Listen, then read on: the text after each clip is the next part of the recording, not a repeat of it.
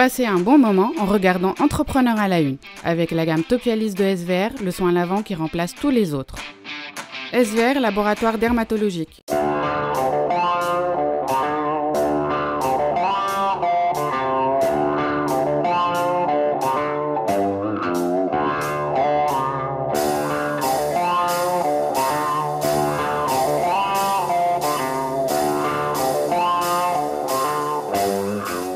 Bienvenue sur CETV, la chaîne télé du club Entrepreneur. Alors aujourd'hui, nous sommes dans le cadre de Dar Saïd à Sidi Bou Saïd. Je rappelle que cette émission est diffusée sur la chaîne Facebook et YouTube, le club Entrepreneur TV, ainsi que sur les pages de notre partenaire média Entreprise Magazine et sur le site web de le club Entrepreneur, c'est-à-dire leclubentrepreneur.tn. Alors avec notre invité aujourd'hui, on va parler de PME, on va parler de banque de développement, on va parler d'aide aux PME, on va parler aussi de sa carrière, comment est-ce qu'il est passé de la mode vers la banque de développement, on va parler aussi de ses passions, de son style de management. Notre invité aujourd'hui, c'est Zakaria Loueti, directeur national du programme d'appui aux PME à la BERD, Banque européenne pour la reconstruction et le développement.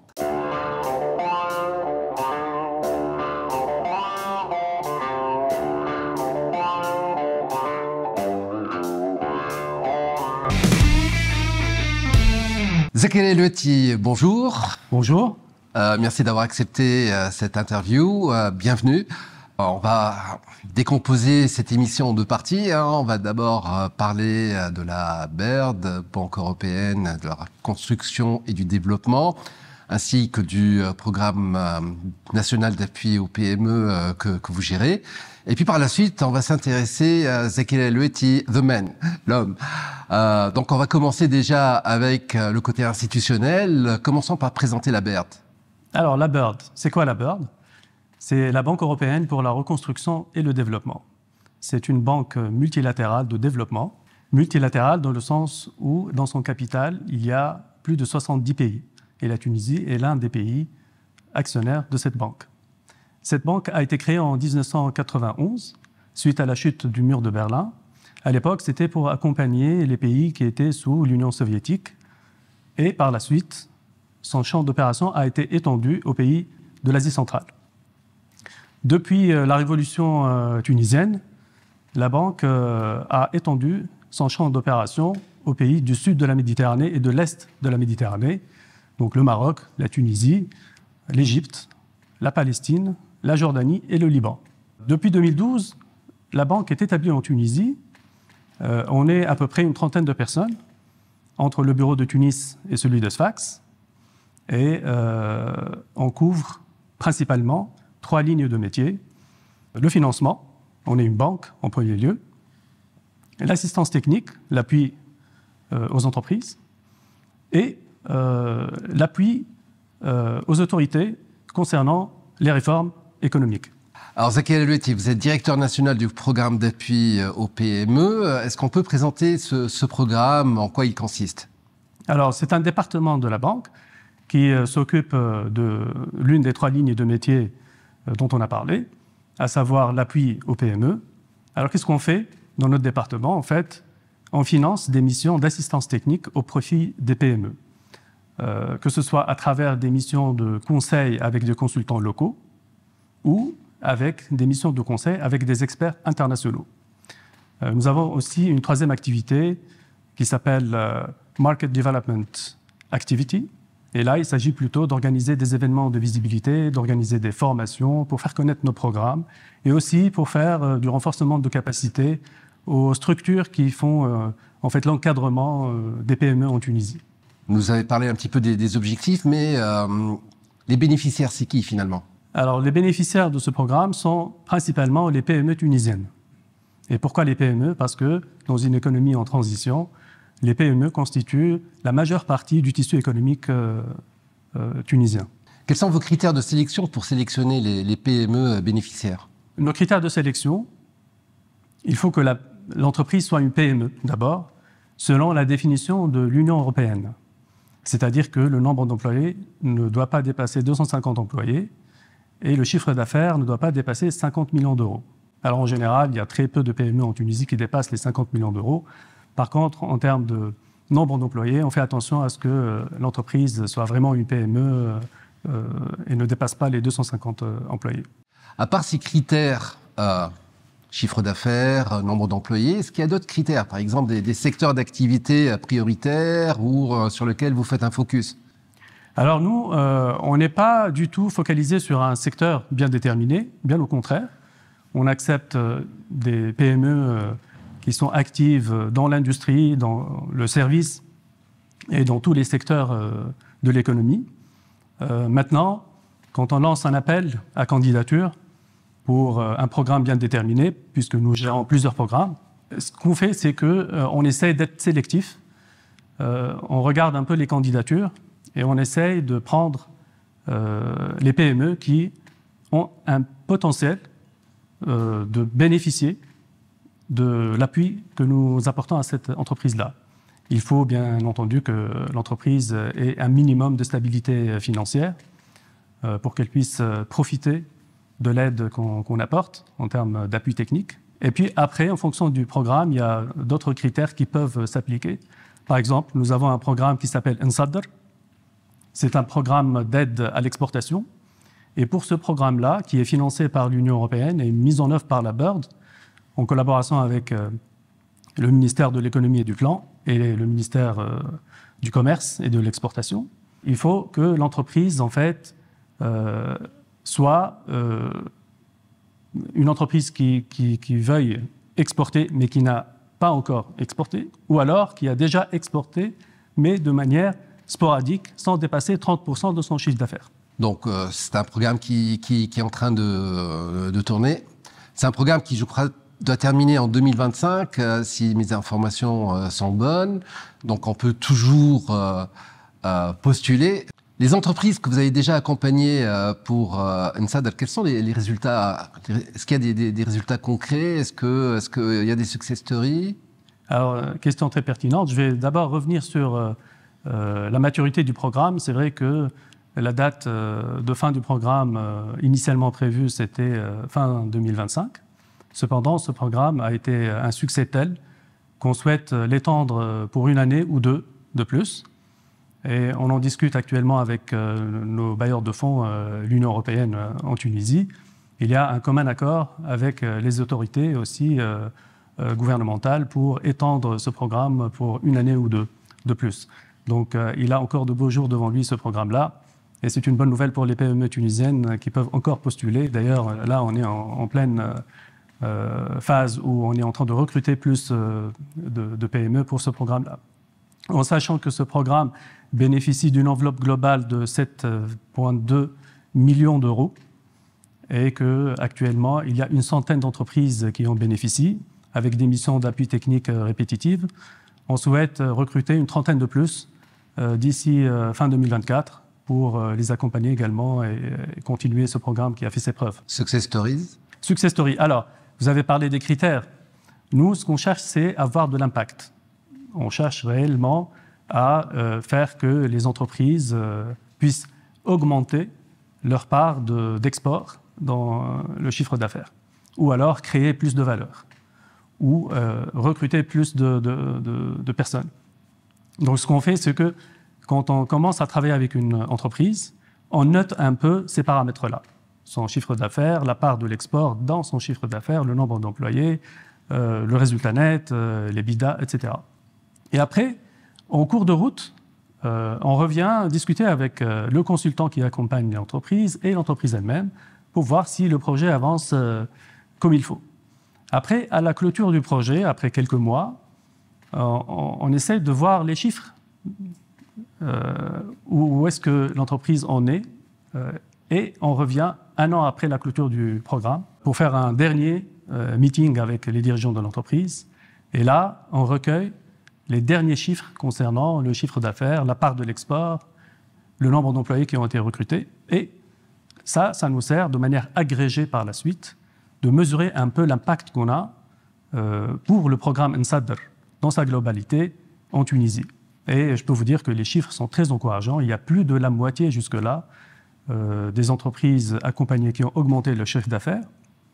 Et plus de la moitié ont augmenté de manière significative la part de l'export dans leur chiffre d'affaires et plus de la moitié ont recruté plus de personnes. Et en fait, selon votre expérience et selon l'expérience des experts internationaux et de la trentaine de personnes qui travaillent au niveau de la BERD et de ce programme, qu'est-ce qui cloche? Qu'est-ce qui manque à l'entreprise tunisienne pour... Alors, il n'y a pas vraiment quelque chose qui cloche dans le sens où on est en train de voir un impact très positif. Cependant, nous, ce qu'on fait au sein de notre département, c'est accompagner sur le volet assistance technique ces PME-là. Mais ce n'est pas uniquement la seule ligne de métier. Je dirais nous avons une ligne de métier de financement. Nous sommes une banque, hein, après tout. Et là, c'est d'autres collègues qui s'en occupent. Et donc, ce qu'on essaye de faire, c'est accompagner l'entreprise pour qu'elle puisse arriver à un stade où elle peut prétendre à un financement de la part de la BERD ou de la part d'autres banques, d'ailleurs. Et ça, c'est un challenge parce que l'accès au financement n'est pas très facile, comme vous le savez, pour les PME. Mais on arrive, avec les missions d'assistance technique répétitive, de faire que l'entreprise puisse prétendre à un bon financement pour investir dans une nouvelle ligne de production, pour accroître sa capacité de production, etc. Alors restez bien avec nous. Dans quelques instants, on va s'intéresser à Zakaria Loueti, l'homme, comment il est passé du monde de la mode au monde de la banque de développement. Hein. C'est deux mondes complètement différents. On va aussi évoquer ces deux passions, mais je vous en dis pas plus.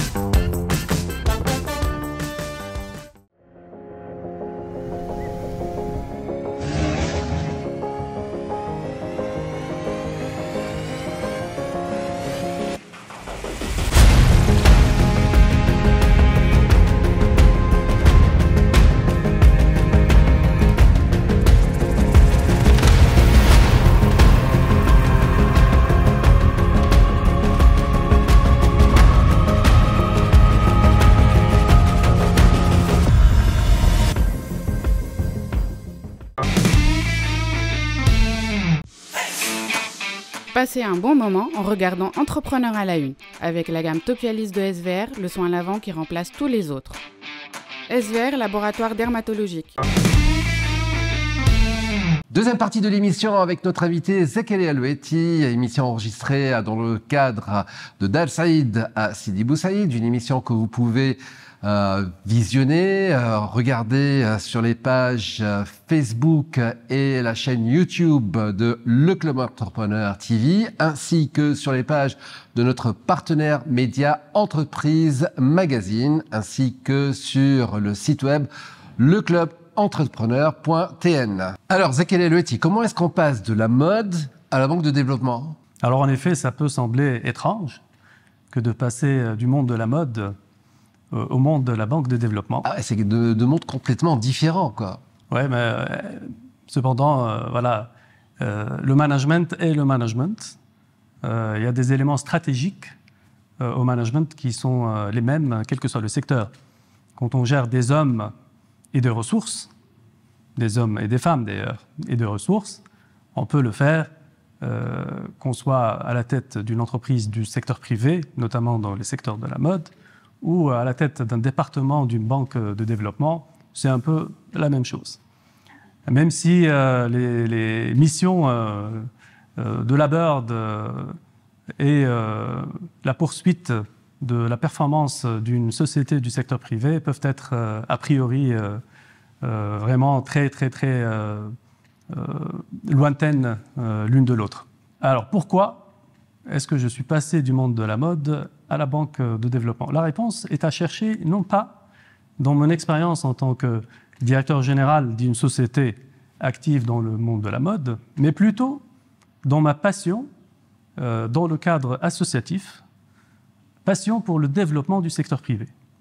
Ayant dirigé des PME moi-même, je connais très bien les challenges auxquels font face les PME en Tunisie, et j'ai souhaité ne pas rester inactif et j'ai souhaité m'engager dans la société civile pour aider un peu à améliorer les conditions économiques pour les PME tunisiennes. C'est à ce titre-là que j'ai participé en tant que membre élu du bureau exécutif de plusieurs associations à ce dialogue avec les autorités pour instaurer des réformes économiques plus propices au développement des PME et du secteur privé en général. À ce titre, je suis membre élu du bureau exécutif de la Tunisian British Chamber of Commerce, donc la chambre de commerce mixte tuniso-britannique, et également membre élu du bureau exécutif de la Chambre nationale des chaînes de magasins spécialisés au sein de l'UTICA.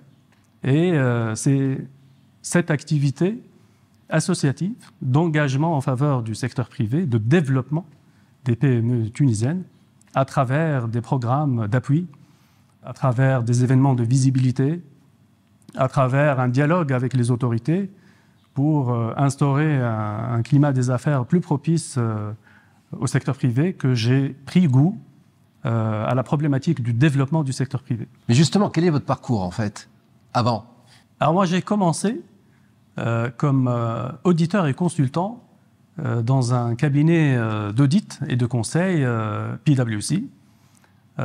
C'est là que j'ai démarré ma carrière. J'ai passé à peu près 3 ans et demi, que ce soit en Tunisie, mais aussi sur des missions à l'étranger, en Afrique, en Algérie, en Angola, avec des bureaux de PwC aux États-Unis et en France. Par la suite, je suis passé à un secteur différent de ce que je fais actuellement, c'est-à-dire l'exploration et la production de gaz naturel. Donc, c'est là que j'ai intégré BG Group, plus connu en Tunisie, c'est vrai, en tant que British Gas. Et là, j'ai passé 8 ans à faire mes armes dans les multinationales, à m'aguerrir au management. Et c'était une période très formatrice de ma vie professionnelle, où j'ai été governance manager, c'est-à-dire directeur de la gouvernance pour BG Group, en Tunisie, mais aussi avec des missions au Royaume-Uni et en Égypte. Donc après BG Group, je suis passé dans le secteur privé tunisien comme directeur général adjoint du groupe MyClub, un groupe de 10 sociétés actifs dans l'industrie textile, mais la distribution aussi. Et c'est là que j'ai appris à aimer en fait le secteur de la mode, ce qui m'a permis par la suite d'être appelé par un autre groupe familial tunisien pour créer de zéro une entité dans la distribution de prêt-à-porter sous le régime de la franchise. Et c'est là que j'ai démarré une entreprise, une aventure quasiment entrepreneuriale, puisque j'avais carte blanche pour créer l'entreprise, recruter, négocier des partenariats avec des marques internationales, construire les magasins, lever de la dette, lever du capital également, définir la stratégie, la mettre en œuvre. Et c'était une entreprise réellement très intéressante parce que justement, en 3 ans, nous avons réussi à créer un leader du marché national. Alors, Zakaria Helweti, le manager, c'est comment? C'est quoi? Alors, Zakaria Helweti, le manager, j'aime bien dire que je suis un peu un manager qui donne une importance capitale aux ressources humaines. Je pense que c'est très important. Je pense que l'actif le plus précieux qu'on peut constituer quand on est un dirigeant d'entreprise, c'est vraiment le capital humain. C'est un actif qui se construit dans le sens où on investit dans cet actif pour l'agrandir et il vous le rend bien en fait par la suite. Est-ce que vous écoutez les suggestions qu'on vous donne ou vous avez votre ligne directrice, vous savez où vous allez et donc quelque part c'est difficile de vous faire changer de chemin? Alors un peu les deux. Parce que autant pour la vision, j'ai une ligne directrice, autant pour la stratégie et les opérations et la mise en œuvre de la stratégie, là je suis plutôt quelqu'un qui écoute ses équipes. Et ça commence dès le recrutement d'ailleurs, parce que je ne recrute pas des gens auxquels je dois apprendre le métier, loin de là. Je ne recrute que des gens qui vont m'apporter un plus, qui vont à la rigueur eux-mêmes m'apprendre quelque chose. Sinon, je pense qu'on ne pourra pas avancer très très vite. Et le temps, c'est de l'argent. Donc, pour moi, ma politique, c'est de recruter non pas les meilleurs, mais ceux qui sont le plus intéressés par l'évolution dans une équipe. Et là, il suffit d'avoir quelque chose de plus à m'apporter pour que je recrute la personne. Il ne faut pas qu'elle soit une star, il faut qu'elle soit réellement une personne qui désire évoluer et accomplir son potentiel. C'est ces gens-là sur lesquels j'aime bien miser, et c'est ces gens-là qui m'apprennent beaucoup et auprès desquels je cherche conseil et concertation pour mettre en œuvre la stratégie. Pour la vision, j'ai tendance à venir avec une vision et essayer d'embarquer avec moi une équipe autour de cette vision-là. Comment est-ce que vous vous êtes trouvé, en fait, en tant que manager? Comment est-ce que vous avez trouvé votre voie? Parce qu'on ne naît pas manager. Moi, j'aime pas le mot manager, je préfère le mot leader, en fait. Parce qu'il y a une différence. Hein. Quelle différence? Il y a une différence entre leadership et management. Management, c'est quand on a la charge d'une équipe, quand on est responsable d'une équipe. Et leadership, on n'a pas besoin d'être le boss de ces gens-là, mais on peut les influencer. Et justement, moi, je parlais tout à l'heure de mon expérience chez BG Group. Chez BG Group, j'avais une personne dans mon équipe et je devais travailler avec l'équipe de direction, une sorte de comité de direction. Et je devais leur faire des choses, en fait. Mais je n'étais pas leur line manager. C'était des types très, très seniors. Je devais les influencer. Et c'est là que j'ai appris le leadership par influence. C'est très différent du leadership par line management, c'est-à-dire par position de supérieur hiérarchique. Donc, c'est là que réside toute la différence. Et c'est là que j'ai fait mes armes, en fait, en termes de leadership. BG Group est une structure très apprenante et j'ai beaucoup appris. Et ça m'a beaucoup servi par la suite dans ma vie professionnelle. Donc, je préfère le mot leader. Et les qualités de leadership, il y en a quelques-unes avec lesquelles on part dès le départ. Des qualités peut-être innées, mais c'est quelque chose qui s'apprend. C'est ça la bonne nouvelle. Et il faut s'atteler à améliorer ces qualités de leadership, ces soft skills. Et c'est quelque chose de parfaitement faisable. Il y a aujourd'hui de la matière sur Internet pour se former. On n'a pas besoin d'aller à l'école. D'ailleurs, malheureusement, on ne nous apprend pas à l'école le leadership. C'est quelque chose qu'on apprend sur le tas. Et pour ceux qui veulent évoluer, c'est quelque chose qu'on apprend quand on regarde des vidéos de TED Talks, TEDx Talks. C'est des vidéos très, très, très apprenantes. Très bien. Alors, on va oublier tout ça maintenant. On va passer à autre chose. On va passer vraiment à une des choses que l'on peut découvrir sur vous lorsqu'on va sur YouTube. Et c'est la pêche à la ligne. Alors, moi, personnellement, excusez-moi, mais je me suis toujours posé la question, quel plaisir à lancer une ligne, un hameçon, et rester comme ça et attendre. Alors, c'est ce que les gens posent comme question en général concernant la pêche à la ligne. Mais ce qu'il faut savoir, c'est que, en fait, la pêche à la ligne, ce n'est pas une activité ennuyeuse où il faut attendre longtemps la touche du poisson, pas du tout. Nous, quand on part pêcher à la ligne, souvent en mer, en bateau, on n'a pas un instant de libre, en fait. On n'a pas le temps d'attendre. Le moment où on part, on commence à sonder pour trouver les bonnes pierres, caler le bateau, préparer les appâts, amorcer les hameçons et lancer la ligne. En fait, on n'a pas une seconde de libre. Donc, c'est une activité, en fait, qui paraît comme ça, une activité qui demande beaucoup de patience. Mais en fait, c'est le contraire. C'est une activité où on n'a pas le temps d'être patient. Il se passe tellement de choses et les événements se poursuivent avec un rythme effréné et il y a beaucoup d'adrénaline, en fait. Et quand il y a une touche, alors c'est le pic d'adrénaline, c'est un combat qui s'amorce. Et c'est très intéressant parce que, d'ailleurs, il y a un parallèle que je fais souvent entre le combat avec un gros poisson qui est au bout d'une ligne très fine, qui peut casser, et on peut perdre le poisson, là, et la négociation au bureau. Négociation avec un partenaire, négociation avec un collègue. Le parallèle, c'est que, en fait, quand le poisson tire, il faut un peu desserrer le frein et le laisser prendre un peu de ligne pour pas que la ligne casse. Parce que si le poisson tire et le pêcheur tire, on perd le poisson, en fait. Ce n'est pas le but. Pareil, en négociation, dans le monde du business, quand la personne en face essaye d'être trop gourmande et que nous, on campe sur nos positions, il risque d'y avoir une rupture, en fait. Et ce qu'il faut faire, c'est plus aller vers l'autre pour voir s'il n'y a pas un alignement possible d'intérêts, poser des questions, écouter surtout.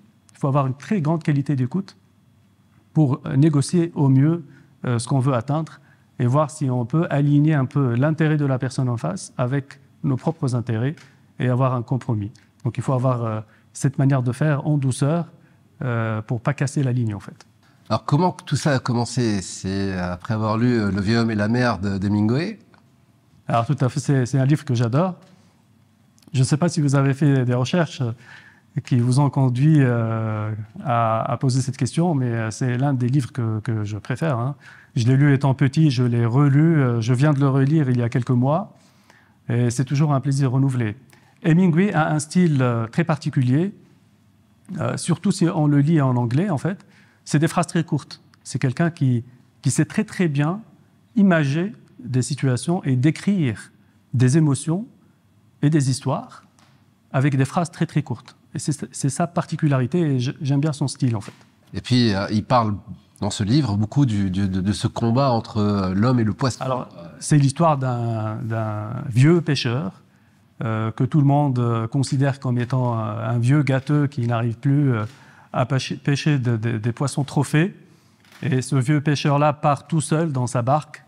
Il appâte ses hameçons, lance sa ligne, et là, il attrape le plus grand marlin que personne n'a encore jamais vu.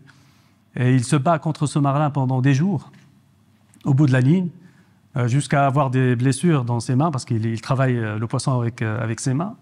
Il n'a pas de canne à pêche. Et à la fin, il ramène ce fameux poisson qui est en partie mangé par les requins, parce qu'il a passé des nuits et des jours à dériver tout en combattant ce poisson sans avoir lâché prise. Et finalement, il est accueilli par son village en héros et on lui reconnaît cette expérience et aussi cette performance d'avoir pêché le plus grand marlin de tous les temps. Et vous, votre plus gros trophée, c'est quoi?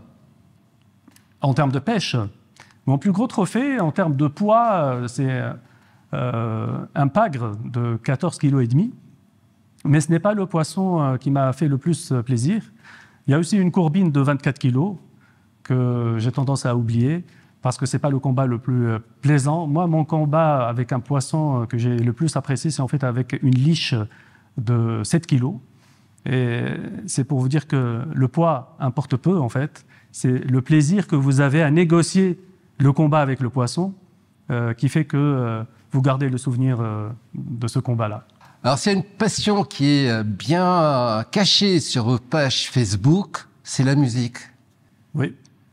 Il y a juste un truc, c'est que au détour d'une vidéo, d'une émission télé, là, on découvre que vous jouez d'un instrument, mais vous ne partagez rien. Alors, parlez-nous un petit peu de cette passion cachée.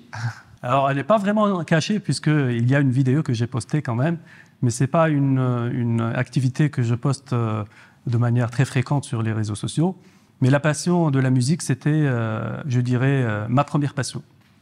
J'ai démarré très jeune, et c'était un peu grâce à mes parents, notamment mon père qui a été vraiment un fervent défenseur de tout ce qui a trait à la culture dans notre éducation. Et donc, qui nous a inscrits au Conservatoire national de la ville de Tunis dès notre plus jeune âge, mes frères et sœurs et moi-même. Et c'est là que j'ai commencé à l'âge de 7 ans, en fait. Et j'ai eu le diplôme de musique arabe à l'âge de 12 ans et demi, avec mon frère jumeau et ma sœur qui a fait le même parcours. Et je joue du naï, en fait, la flûte de roseau. J'ai fait ça de manière très intense. Pendant des heures et des heures chaque jour, à préparer des spectacles, à répéter avec mon frère jumeau. Et on s'est produit avec mon frère jumeau sur quelques-unes des scènes les plus prestigieuses en Tunisie. mais également en France, en Belgique, à la télévision syrienne. Donc c'était une période de ma vie, on était très très jeunes, hein, on avait peut-être 15 ans, 16 ans. On était très sollicités pour jouer dans des spectacles dans ces pays-là. Donc ça a marqué ma vie. Ça a été une période où je me suis consacré à la musique en tant que passion, en parallèle avec les études, bien sûr. Et ça a été une activité que j'ai pratiquée avec intensité, comme ferait un sportif de haut niveau, un jeune sportif de haut niveau, avec 3-4 heures par jour de répétition pour préparer un spectacle. Et c'était vraiment un volet de ma vie qui m'a beaucoup donné par la suite et qui m'a beaucoup aidé dans mon parcours professionnel notamment. Qu'est-ce que ça vous a donné? Alors, déjà, une ouverture d'esprit, une sensibilité. Parce que, pour moi, parler le langage de la musique, c'est parler un langage universel. C'est être sensible à la beauté et avoir des sens développés, en fait. Et ça aide beaucoup quand on interagit dans un milieu professionnel, avoir des sens développés et être sensible, en fait, aux émotions, notamment. C'est très utile pour réussir ses relations dans le business. Donc, c'est cette sensibilité que vous donne la musique et c'est cette sensibilité qui est une forme d'intelligence, je dirais, pour aller au-delà de l'apparent et sonder un peu les émotions au-delà de la parole. Et c'est comme ça qu'on négocie mieux. Je fais toujours le parallèle avec la négociation, d'ailleurs. Vous avez parlé de votre père. Beaucoup connaissent ce grand auteur, hein, Ali Loueti, bien évidemment. C'est facile de se faire un prénom avec un nom pareil? C'est pas du tout facile. C'est toujours très difficile quand on a un père illustre de trouver sa propre voie et de trouver une manière de s'accomplir, non pas à l'ombre de son propre père, mais de manière autonome et indépendante. Mais je pense que mon père a eu quand même l'intelligence de nous donner un confort psychologique suffisant pour qu'on puisse nous épanouir tout en étant indépendant de cette image du père illustre. Voilà. Zakaria Loueti, on va passer au moment le plus sérieux de l'émission, le Fast and Curious. Bon, alors, insider, moi ça m'a fait penser au jeu de mots. Alors, insider ou outsider? Outsider. Pourquoi? Parce que j'aime bien arriver comme outsider et par la suite me frayer un chemin pour devenir insider. Joli. Je connais un peu la réponse, mais hard skills ou soft skills? Les deux. On choisit l'un ou l'autre. Hein. Hard skills alors. Parce que l'art, c'est magnifique. Mais c'est bizarre parce que vous avez dit il faut développer les soft skills et tout pendant toute l'émission. Oui, mais à choisir entre l'art et le business, s'il n'en fallait choisir qu'un, je choisirais l'art. Vous êtes amateur de poissons, bien évidemment, ça on l'a bien compris. Sushi ou complet poisson? Sushi. Sushi, j'adore la cuisine japonaise. Et les Japonais ont cette capacité à élever au statut d'art et de presque religion tout ce qu'ils entreprennent. Et la cuisine japonaise ne fait pas exception à cette règle. Donc un raffinement, un soin au détail exceptionnel, donc sushi. Et vous savez en faire? Non, pas du tout, mais je sais en manger. Khotab al-Bib ou Mnem Taroussiya? Le Khotab al-Bib, c'est quand même le premier feuilleton qu'a écrit mon père et qui a eu un succès important. Donc ça reste un peu la référence pour moi. Mnem Taroussiya est peut-être un peu plus élaboré en termes de technique d'écriture, mais Khotab al-Bib reste quand même mes premières amours. Très bien, merci beaucoup Zakaria Loueti. C'était très intéressant, très convivial comme vous dites. Le mot de la fin? Le mot de la fin, si j'ai un conseil à donner à ceux qui sont trop focalisés sur le business, c'est relâchez-vous un peu, profitez de vos passions, pratiquez votre passion. Il n'y a pas que le travail dans la vie. Il faut avoir une vie équilibrée entre temps passé au travail et temps passé à découvrir des choses et à pratiquer sa passion.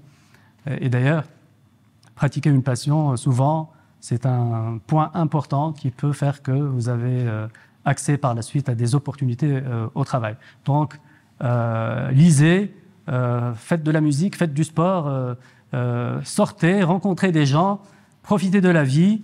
Il n'y a pas que le travail en tant que tel, et ça va faire que vous avez une vie équilibrée, et ça va vous aider aussi bien au travail que dans votre vie privée. Bon, Zakaria El Loueti, je suis désolé, mais vous ne pouvez pas être là sans nous montrer un petit peu votre talent musical.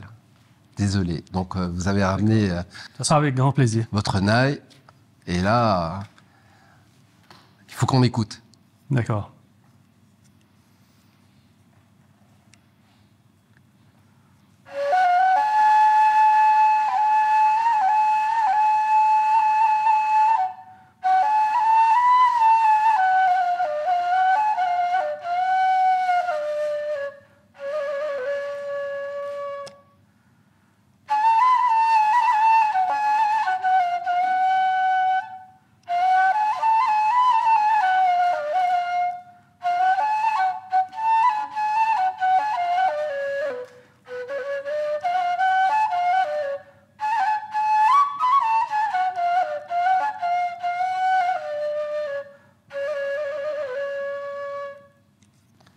Il y a des bémols, il y a des bécards là-dedans.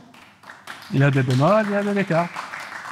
Bravo déjà, mais question, il y a des bémols, il y a des bécards là-dedans? Il y a des bémols, il y a des bécards, il y a des demi-bémols, il y a Dièse. des quarts de bémol. Ah ouais, d'accord. Parce que là, on ne voit que 6 touches, quoi. En fait, quand on adapte l'intensité du souffle et l'inclinaison du naï par rapport à la direction du souffle, on peut augmenter ou diminuer le ton. Et c'est comme ça qu'on peut faire des variations pour faire des bémols, des bécards et des demi-bémols.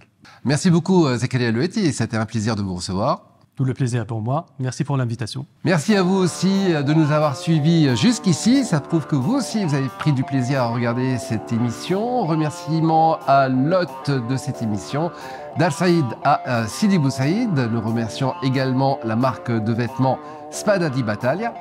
Nous remercions aussi les partenaires de cette émission. Cette émission a été préparée et réalisée par Selim Hassaya, les moyens techniques de Please.tl. Cette émission est diffusée sur les chaînes Facebook et YouTube Le Club Entrepreneur TV, également sur les pages de notre partenaire média Entreprise Magazine et sur le site web leclubentrepreneur.tn. Au revoir. Vous avez regardé Entrepreneur à la une, avec la gamme Topialis de SVR, le soin lavant qui remplace tous les autres. SVR, laboratoire dermatologique.